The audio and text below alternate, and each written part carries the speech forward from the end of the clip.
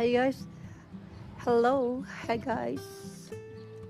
I'm sad today because of my tomatoes. Oh, nabakle because of the typhoon. They putting na. Sayang. Pero they still surviving. Dito medyo okay. But at the in front of our house, not so good. Look at them. Oh, ito tinali ko lang kanina. I put a string here. Look at them. Then there. Look at them.